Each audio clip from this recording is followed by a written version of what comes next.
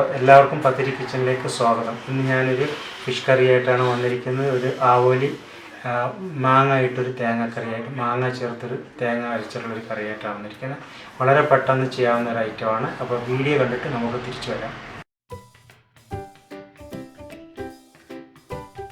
അപ്പോൾ നമ്മുടെ ആവോലി മാങ്ങ ഇട്ട് തേങ്ങ അരച്ച കറി വെക്കാൻ വേണ്ടിയുള്ള ഇൻഗ്രീഡിയൻസ് ആണ്: ആവോലി 1 കിലോ, ഒരു ചെറിയ മാങ്ങ മീഡിയം സൈസായിട്ട് കട്ട് ചെയ്തത്, ഒരു ടൊമാറ്റോ, ഇഞ്ചിയും വെളുത്തുള്ളിയും ചോപ്പ് ചെയ്തത്, പച്ചമുളക്, ഒരു 4/1 ഭാഗം, ഒരു തേങ്ങയുടെ 4/1 ഭാഗം അരച്ചത്, കടുക്, കറിലീഫ്, ഉലുവ, മല്ലിപ്പൊടി, മഞ്ഞൾപ്പൊടി, മുളക് പൊടി, ഉപ്പ്, താളിക്കാനുള്ള എണ്ണ.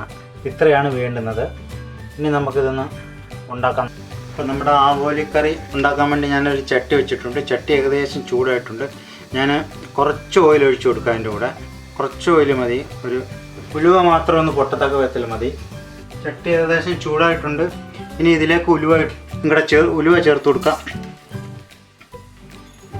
അല്പം കറി കൂടെ ചേർത്ത് കൊടുക്കാം.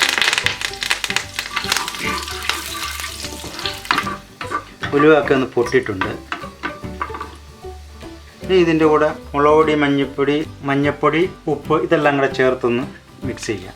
ഇനി ഇവിടെ മാങ്ങയുടെ ചേർത്ത് കൊടുക്കാം. ഇനി ഇതിൻ്റെ കൂടെ ടൊമാറ്റോയുടെ ചേർത്ത് കൊടുക്കാം. ഇനി ഇവിടെ തേങ്ങയുടെ ചേർത്ത് കൊടുക്കാം. അരച്ച് വെച്ചിരിക്കുന്ന തേങ്ങയുടെ ചേർത്ത് കൊടുക്കാം. ബാക്കി വെള്ളം കൂടെ ചേർത്ത് കൊടുക്കാം. ഇനി ഇതൊന്ന് തിളയ്ക്കുന്നവരെ ഒന്ന് വെയിറ്റ് ചെയ്യുക. ഇതിൻ്റെ കൂടെ പച്ചമുളക് കൂടെ ചേർത്ത് കൊടുക്കാം. മാങ്ങ ഒക്കെ ഒന്ന് വേവുന്നവരെ ഒന്ന് മൂടി വെക്കാം. അപ്പം മാങ്ങയും ഗ്രേവിയൊക്കെ ഒരുമാതിരി വെന്തിട്ടുണ്ട്. ഇനി ഇതിലേക്ക് മീനൂടെ ചേർത്ത് കൊടുക്കാം. വെള്ളമൊക്കെ കുറച്ച്, ഗ്രേവിയൊക്കെ നന്നായിട്ട് കുറച്ചിട്ടുള്ളതാണ്. ഒരുപാട് വേവുണ്ടായത്, ഒരുപാട് ഗ്രേവി ആവശ്യമില്ല.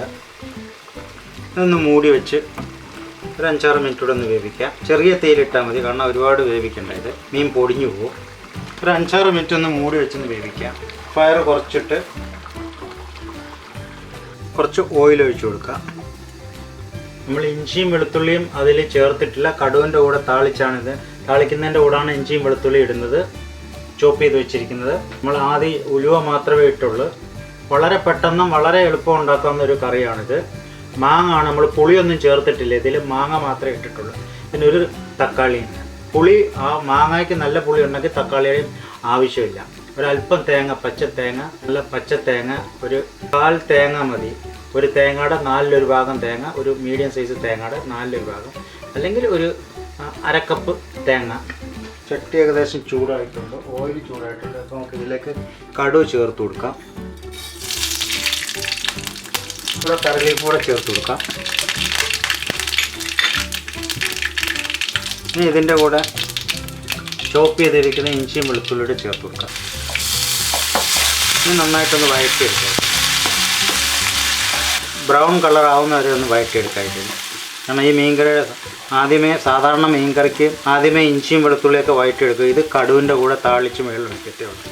അതാണ് ഈ മീൻകറിയുടെ ഒരു പ്രത്യേകത. ഏകദേശം റെഡി ആയിട്ടുണ്ട്. ഇനി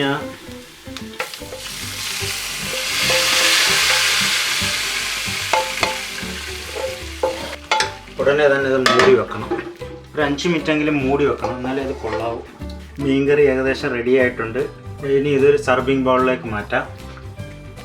അപ്പം നമ്മുടെ ആവോലി മാങ്ങ കറി റെഡി ആയിട്ടുണ്ട്. വളരെ പെട്ടെന്ന് വളരെ സ്വാദിഷ്ടമായിട്ട് ഉണ്ടാക്കാവുന്നതാണ്. പുളിയൊന്നും ഒഴിക്കാതെ എരിവൊക്കെ കുറച്ച് പെട്ടെന്ന് ഉണ്ടാക്കാൻ പറ്റുന്ന ഒരു ഐറ്റമാണ്. നിങ്ങൾക്ക് എല്ലാവർക്കും ഇഷ്ടപ്പെട്ടെന്ന് വിശ്വസിക്കുന്നു. അപ്പോൾ നിങ്ങൾ ഈ ഫിഷ് കറി കണ്ടല്ലോ. നിങ്ങൾക്ക് ഈ ഫിഷ് കറി ഇഷ്ടപ്പെട്ടെങ്കിൽ ലൈക്ക് ചെയ്യുക, കമൻറ്റ് ചെയ്യുക, സബ്സ്ക്രൈബ് ചെയ്യുക. ബൈ.